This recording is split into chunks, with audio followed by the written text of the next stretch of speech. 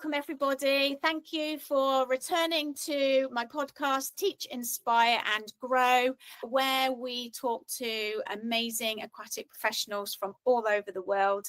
And I have such a special guest with me today, Maria, and I am so excited to speak to you because I think it's been a long time coming where I've been following you. And I've been stalking what she's been doing, and I can finally talk to her. So thank you for being here. I really appreciate it. Thank you very much. But before we get going, because I want to ask you a question that I ask every single person that comes onto this podcast to get the conversation rolling and starting. So are you ready? Oh, I don't know. Am I? Everybody says that. It's really funny. It's just, what am I going to say? Oh, so exciting.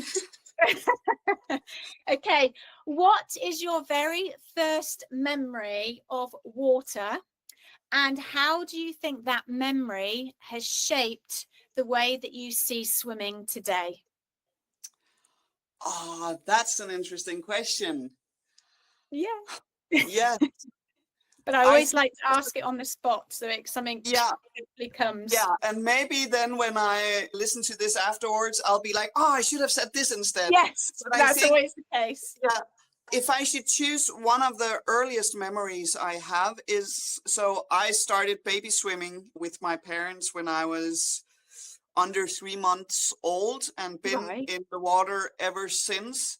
I do not have recollection of that time, but what I do remember is I was rolled into the competitive swimming at the age of 8 years, and I remember I found it really exciting going to the water a lot, but I found it really pointless swimming back and forth constantly.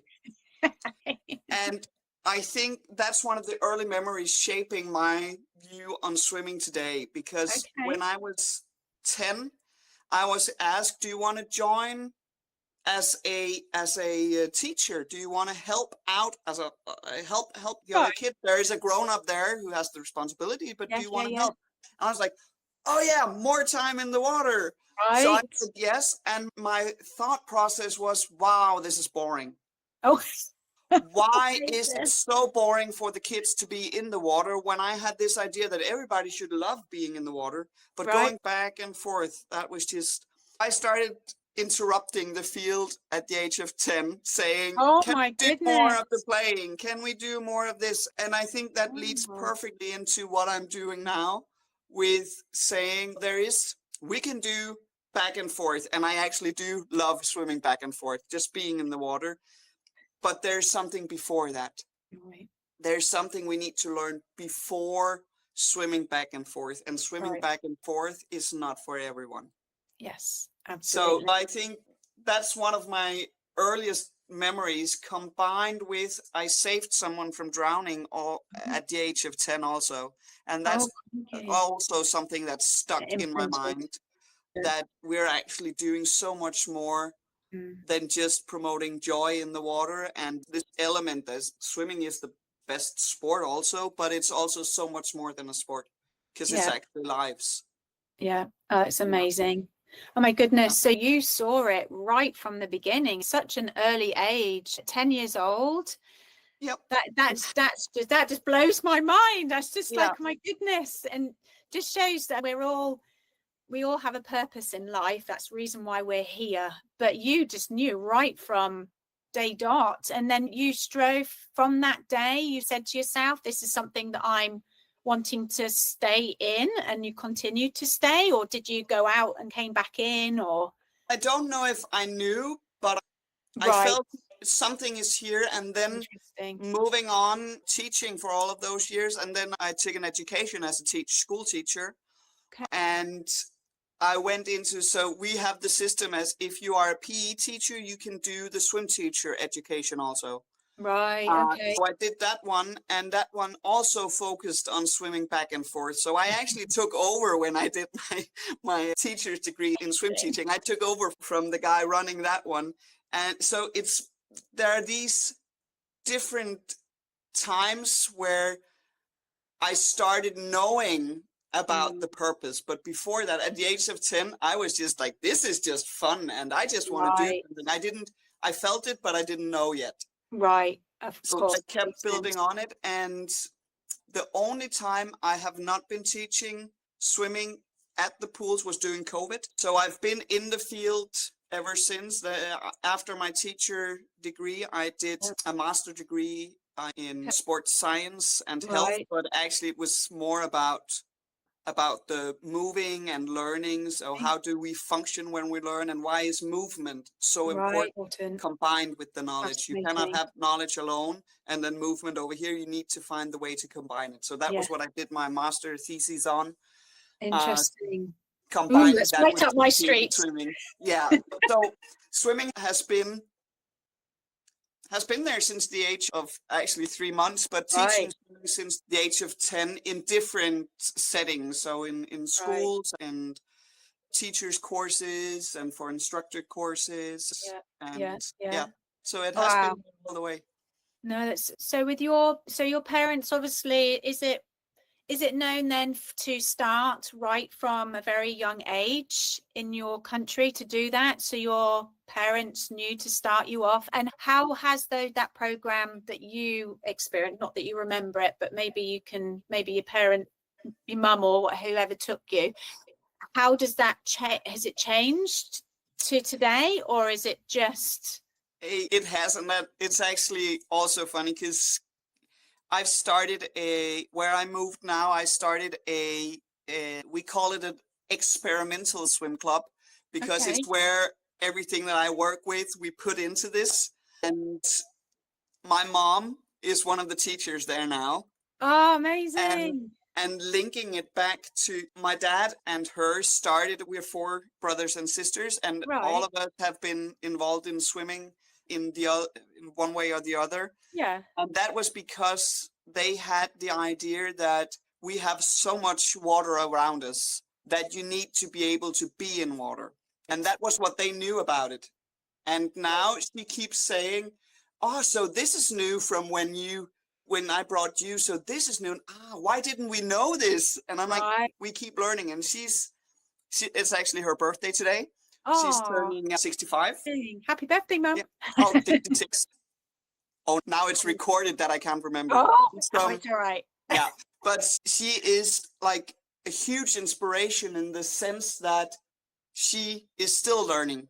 Yeah. And she actually pointed out that some of the things that we did, for example, and we talked about this off record, that forced submersion is a huge topic all over the world right now.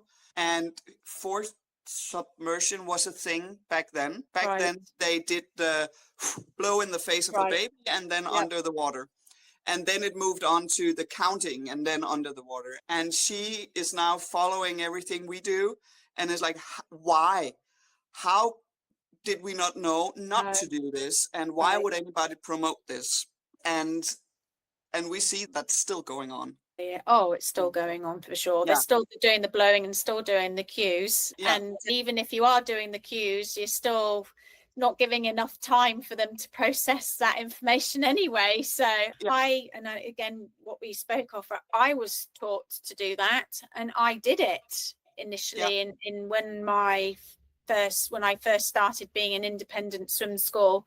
In fact, I have videos of me doing it it with my son and doing it. I mean, he's totally fine, but as soon as I realized that, and you dive into more information like what your mum is doing, is that you think, and then you question, you're just thinking, actually, and I think that's what's important, isn't it? Which is why I'm doing these podcasts, is that for people that are listening and watching, is to see that there are alternative ways of doing things and moving with the times, that it's almost like reimagining what the future holds. We can't obviously be there yet, but we can certainly see what's happening in the reasoning and the repercussions of what's happened before. And for me, and I'm sure you're probably in agreement, is that the statistics aren't changing. So there's got to be a reason why. And I know that there are probably lots of different variables with regards to the element side of it. Water could be deeper, faster, whatever it is, or it could be, but that's why then providing the children with the foundational skills to be able to cope with that, that's also part of our job as well. So I guess you probably found you doing with all your studies that you do, that's what we need to do. Yeah, and I think it's very interesting because I've been teaching baby swimming also, and when I was taught to teach baby swimming, that was what we did. We submerged. Yeah. But then I learned more, and time is changing, and now I would not teach people to do the forced submersion, as we called it. Yeah. And I think going into the specifics on how it's done and why not, I think maybe that's for another podcast. Yeah, absolutely.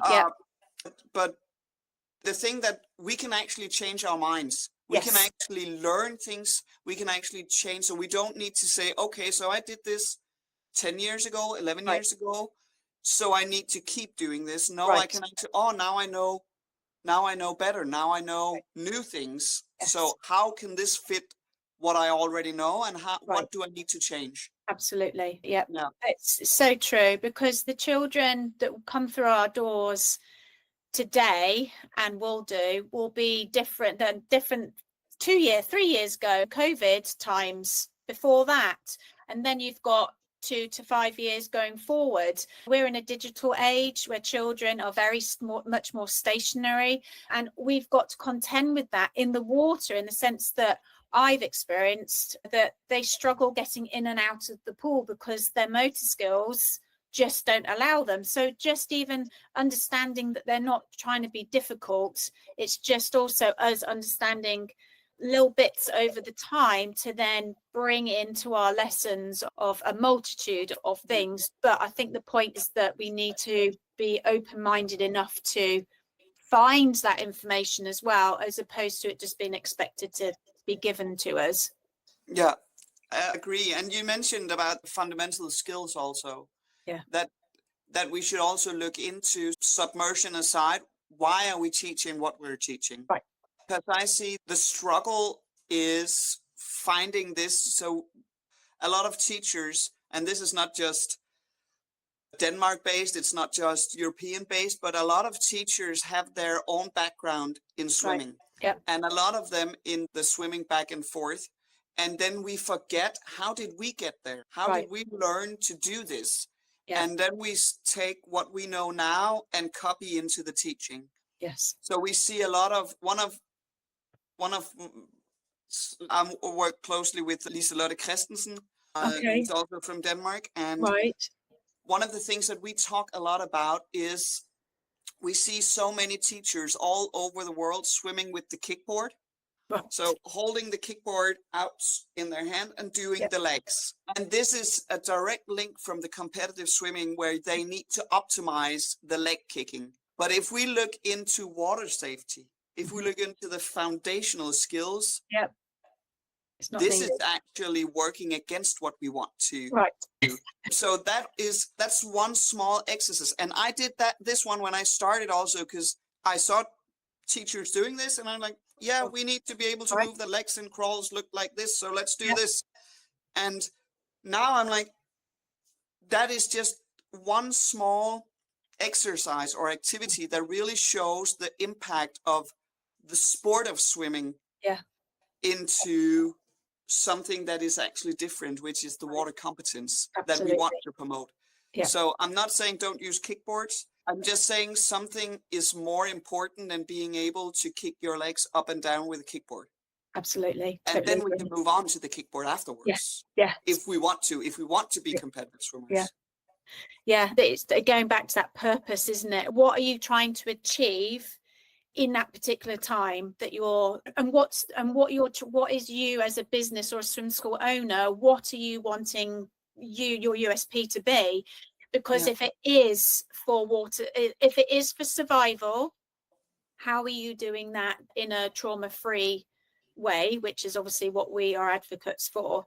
Or is it to teach children to be ready for a swim team? Or is it that you're teaching them to be wanting to be a paddle boarder or a kayaker or whatever it is? You've got to have that mindset of what am I trying to achieve in this lesson at a particular time. Because for me, I can only say from what I'm trying to achieve is that I want strong swimmers, and I would like a child that enjoys the water, that if they do want to swim up and down, that they can do. They've got the opportunity to. But then if they ever come into a situation of where they go canoeing with their friends and they are taken over or what have you, how can they lie on their backs or whatever it is to get to safety? So for me, it's that broad spectrum. But that's why I do my lessons accordingly. So we do lots of different things. We don't just do a flip and float. We work on kicking, we work on breath control, we work on confidence of the water, movement. There's so many different things that we work on. That's what my goal is. Yeah. And I want to tap into that with saying, so I just went to the World Conference in Egypt. Right. And in Egypt, I also went to see the pyramids. And the pyramid way of thinking this is actually, that's what I also presented in Egypt, is that you have the strong foundation. So in the foundation, in every water activity should be the survival skills. There is both and I'm putting everything under the same word of water competence, but under water competence is both the knowledge. Yes. There is your skills or competencies, and there's your feelings. And so aquatic literacy as a concept, when I'm saying water competence, that is also under here. And that should be the foundation. So that is what we build everything on. And then we can build canoeing. We can build competitive swimming. We can build everything on top of that. But we need to build this foundation before adding.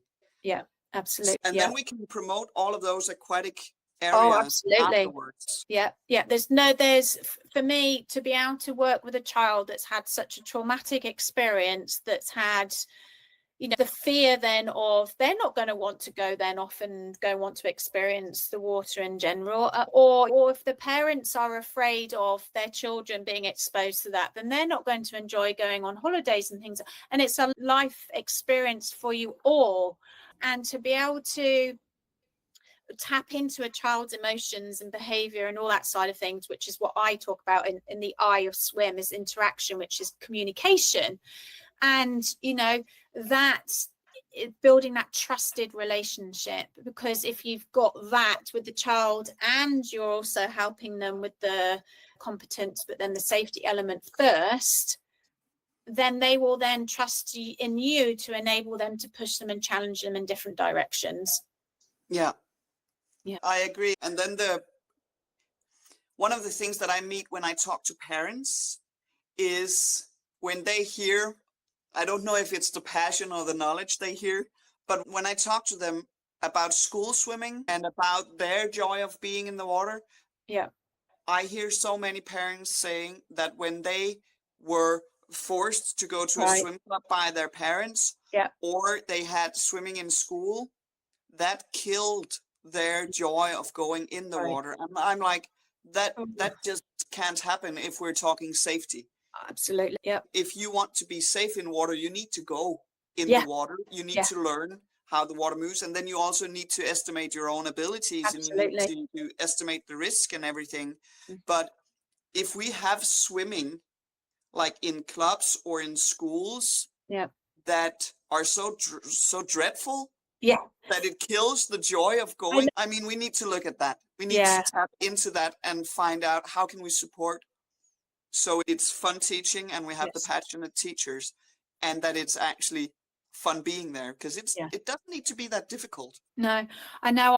I have this thought process is that it should be an enjoyable experience for all, and not either having to drag them through the door, or the child's like on their leg like a koala bear, or the parents are just like, oh, I've spent all this money on you going to swimming lessons and you're not doing this, that, and the. Or it's like, my child's not progressing fast enough like my friend Johnny over here, or it gets so really quite toxic environment. Yeah, it does. It just should not, it's not needed. And to me, it should be a fun and an enlightening and such a the water, we all know, because we're all aquatic, we all know the benefits of water. We all know the benefits of learning to swim is not just the sport itself and what have you. There are other benefits. We all know that, so we don't need to go into that. But at the end of the day, we need to think about that ourselves then. If we know all of this, it's like put it into practice. I want to quote two brilliant people, because the president of ILSE, Dirk Bissinger, he's German. Yes. He said, he always says we need to have serious fun. And that, I think that's just two words put together. Yes. It's very brilliant, because we as adults also want to be passionate and to have the fun, but it can be serious while it's fun. Absolutely. And then what you're talking about, I want to quote, because I met Liselotte when she actually did some of the education I attended. And one of the very first things that I remember she told me, and this was back in 2011 when I met her, and we are still talking about that was she said, maybe the parents are dragging their kids into my pool, and the kids might be screaming, crying because they don't want to go. But when they met me as a teacher, the parents need to drag them out because they don't want to leave. Yep. And that one still stuck with me, because that's what we want to do. Yes. We want them to think this is so much fun. And the person that I meet Helen at the pool. Yes. And we need to build the trust and the relationship so that I want to go back, and I want to make a drawing for you, and I want to say, oh, I love going swimming with you. And I mean, that amazing impact that you can have as a teacher, that's what we want to do. Oh yeah. If you think we've got two entities, haven't we? We need to be a teacher and a mentor and all that side of it, but then we also then need to understand the sport itself. But then children, we need to understand that we're combining these things. And it's a very important job that we have to do it, and it's not as easy as people think. And it doesn't we don't have enough recognition, I don't think, of what we actually do as aquatic professionals, because underneath the umbrella of teaching swimming or what have you, there are so many things that you need to know about, which is what, again, I'm trying to achieve by doing these podcasts, having the YouTube, having the Facebook page, is to give the broad understanding that it's not just following the script that you've been taught, doing your qualification that took a weekend, as opposed to us going and doing like you have with a master's. I've got a sports science degree. They take years. You know, if you go to if you do a teaching degree, which I also did as well, it takes years. And you're not only adding in the elements of teaching them to move and explore in the water, but you also need to understand the child psychology side of it as well, which is not just a small thing, is it?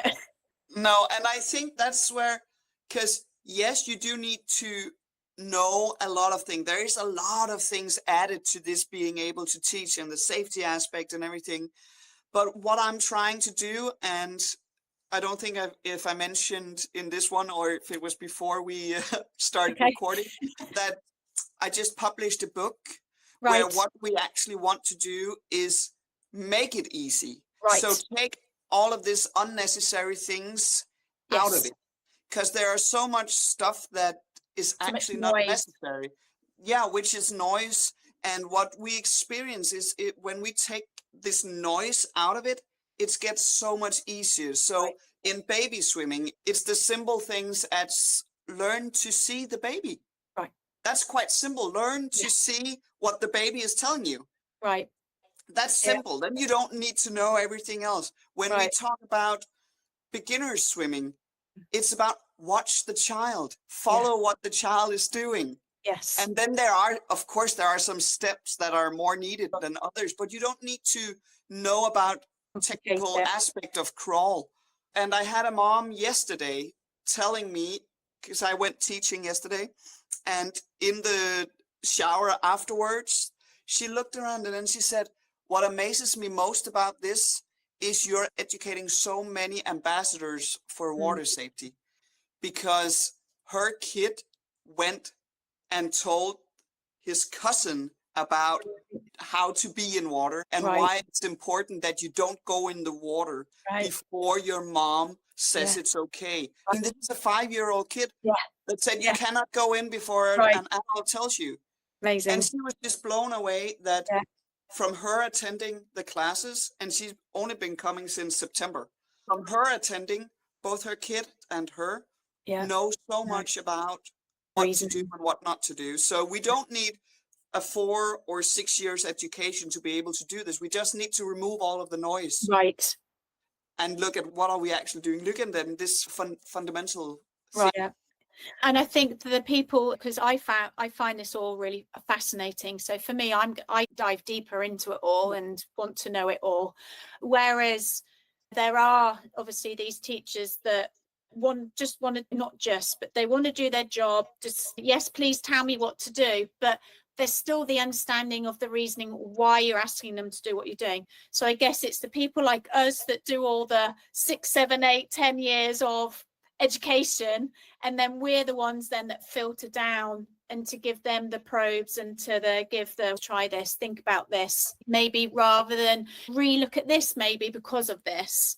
Yeah. And I guess it's the people, like, I see it's my responsibility, because that's what I enjoy doing, is to pass that information on, so that it does take out the long-winded part of it. Like, we can go into reflexes, into every single thing, or we could be going into the muscle movements of certain ages and things like that. We can do that, but why then? So like for me with the purposeful play, I already know that information, and this is what I would recommend you to do because of this, but I don't need to go into that huge amount of depth.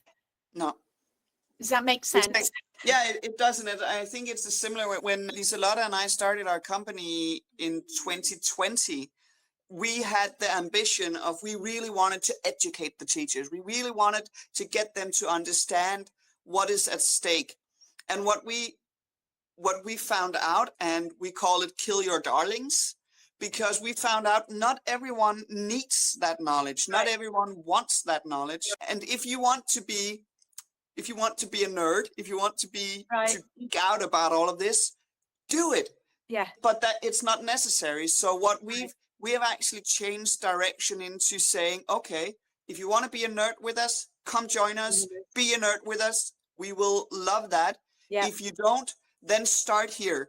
And then we will help you be passionate. We will help you with doing the right things. We will help you. And then when you're ready, maybe you want to know more, maybe you don't. What is important is that we're teaching the right things. Absolutely. So we want to help the teachers with doing the right things. And there's not one right thing. There's several right things, but we want to help them with their job. And that's the main point of it. Yeah. No, I think that has just gone off in my mind recently as well, is that not everybody wants to know the ins and outs of it all. And I'm like, why don't you? And then I'm thinking, maybe it's not really needed, all of that, Helen. So I was thinking, because I've designed this blueprint and everything, and I was like, why don't people want to know all about this, that, and the other? And maybe they do, but just little bits of it over a period of time. So it's not that they need this all at once. It's picking the bits that they can implement right away. Yeah. What is like a need it now type thing. Yeah, and we are good at different things. And as I said, we have some brilliant researchers and scientists that we can stand on the shoulders of what they do, but they don't need to go and teach if what they're doing is the research. And that is something that we need. And when I say we, I say the ones of us that really want to geek out about it. We read all of this research. Maybe some of us does a little bit of research, and then filling the gap between the research and the practitioners, helping the practitioners, because some of the scientific stuff that is out there, it's brilliant, but it is hard to read. I need coffee when reading some of it. And if we can, because water competence, Stephen Langendorfer started that movement back in 1995. That's 30 years ago now. Yeah, And we yeah. still have people Yes. who does not know what water competence No. is. So we need those brilliant scientists doing a lot of stuff, and we Yeah. need people who are able to be the link between the Yes. practitioners and Yeah. the science, and then we need the practitioners. Yeah. So maybe the practitioners, they do not need to read everything if they Right. have someone who can Yes. translate it into Yeah. what does this actually mean in Right. everyday life or in the Right. teaching. And Yeah. to connect, because you, as much as you would want to know everything, there are people that are spending, or the professionals, practitioners, are spending a lot of time in that particular area. So why not then connect? Yeah. Rather than trying to compete, connect together and say, oh, such and such, what have you, in this field, or Marie in this field, go and see what she has brilliant work on this. Yeah. The reason why we need to talk about this is this, but if you want to know more in detail, is to pass that on. And I think it's okay to do that, as opposed to trying to say, no, I'm holding all that information together, or I'm holding all of that because I want to know, keep all that to myself, rather than saying, hey, hang on a minute, come on, professionals, why don't we all work together? Because I know a little bit about this, a little bit about that. And I think that's what is needed. Yeah, and that's what I love with, so I work on the board of ILSE, but I'm Right. in this commission that's called Drowning Prevention and Education. And I love going there because then you have people that are experts in flooding. Oh, that much about Right. flooding. Then And we why have, not, Maria? yeah, Come on. I'm like, I could, no, I couldn't. But I like to hear their point of views, and I'm like, Yes. oh yeah, this is also something. And there are people who are really experts in the area of immigrations, because there's a lot of Right. drowning in people Yes. who are immigrating. Yes. And seeing their point of views and listening to their expertise in those fields, that's why I love being in these areas. And now Yes. both of us are part of the Swim Global project Yes. with Natalie Martin. Yes. And that's also people with different perspectives Yeah. on everything. Experiences all over the world.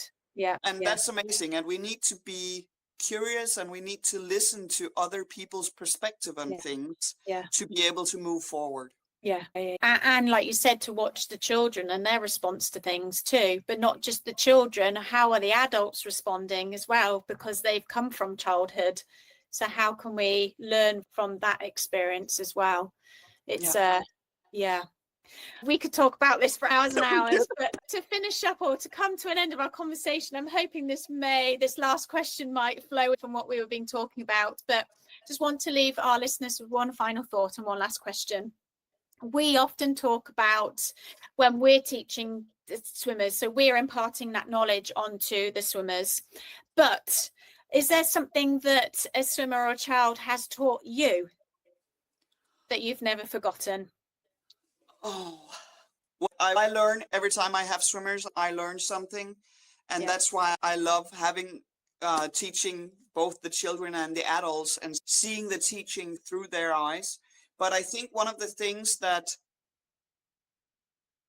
if I can only mention one, it is that, and maybe this is also linking what we've been talking about, because I had one of my swimmers, I still have him. He started swimming with me when he was 5.